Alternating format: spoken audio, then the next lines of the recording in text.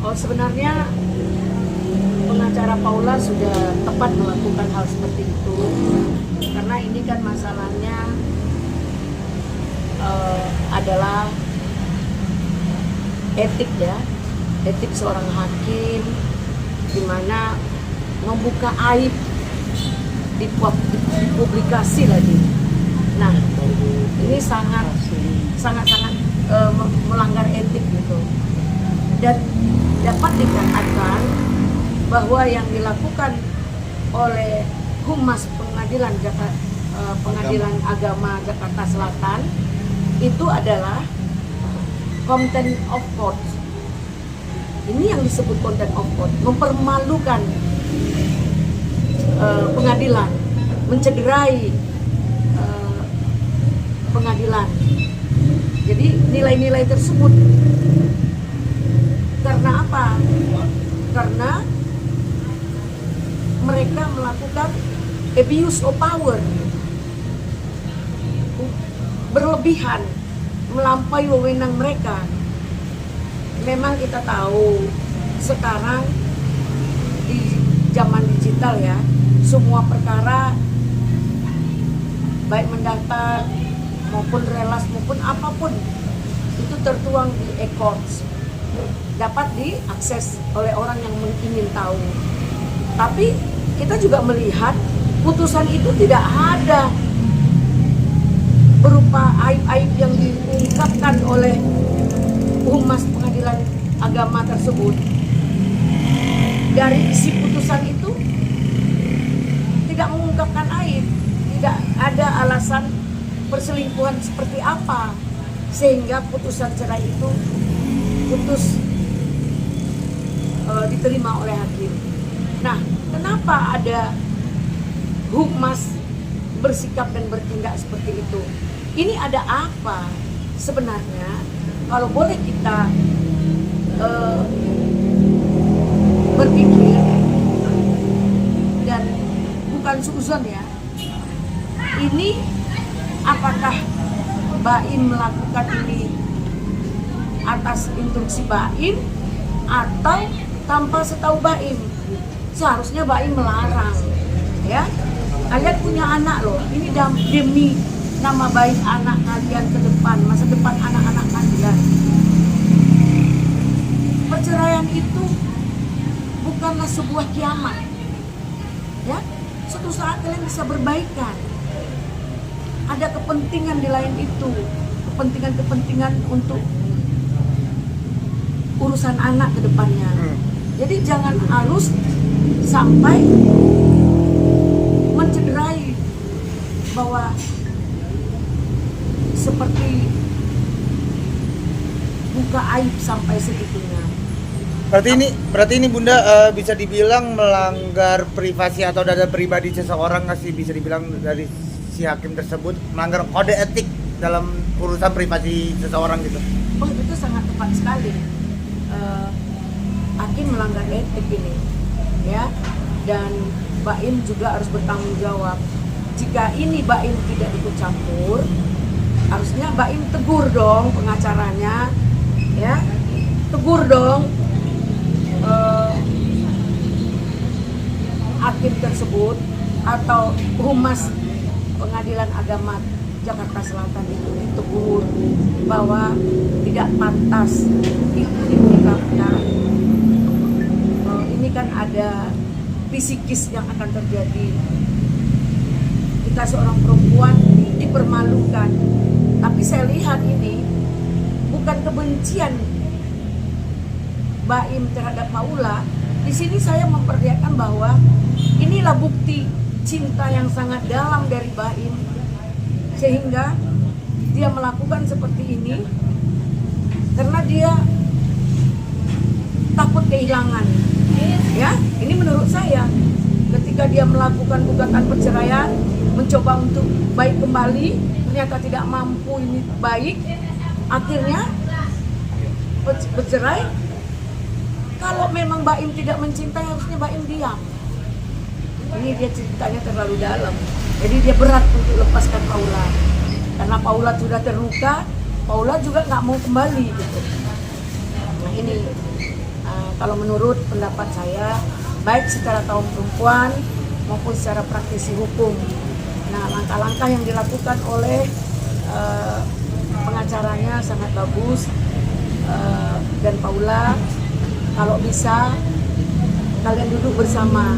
Perceraian rumah tangga kalian sudah selesai, tapi apakah akan diperpanjang dengan konflik-konflik lagi, seperti kalian akan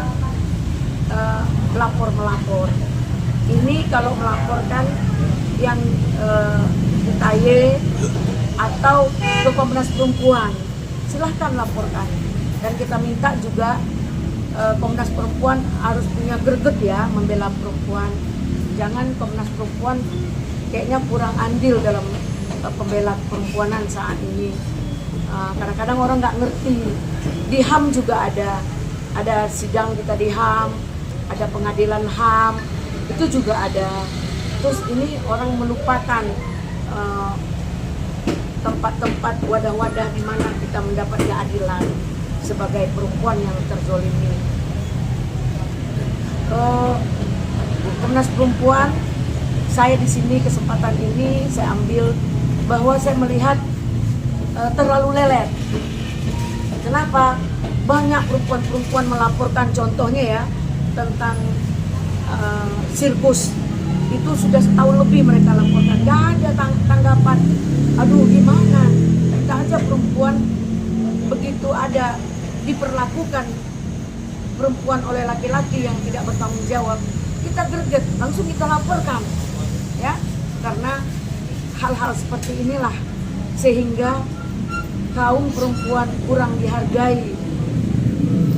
Sekalipun perempuan cari makan dengan jual diri, tapi tetap harus mempertahankan harga diri. Bunda, secara sistematik kan kemarin dari kuasa hukum Paula dan Paula sendiri menginginkan dari awal tuh memang sidang ini kan tertutup ya, karena sidang perceraian tertutup. Tapi memang pantaskah seorang pihak humas PA Jaksel ibaratnya mengungkapkan secara e-court, secara tertulis di website gitu? Apakah misalkan sidang tertutup hasilnya juga harus tertutup, tidak terbuka luas, atau seperti apa sih kalau dari pandangan hukum sendiri? Ya, yang dimaksud sidang tertutup itu perceraian, terus persidangan anak di bawah umur.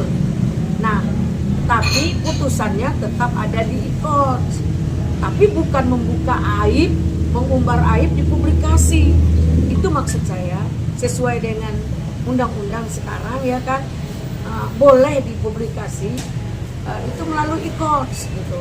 Nah, bukan harus berita di Instagram dipublikasi melalui media atau press con. Itu yang kita kecewakan Humas Pengadilan Agama Jakarta Selatan yang melanggar etik ya. Dan ini boleh dikatakan content of courts ya. Ini yang dikatakan content of court. Coba maknai apa itu content of courts. Inilah dia. Pengadilan Agama sendiri yang menodai institusinya sendiri gitu. Bun, sejatinya atau seyogyanya seperti apa sih sesungguhnya peran dari seorang lawyer terhadap klien?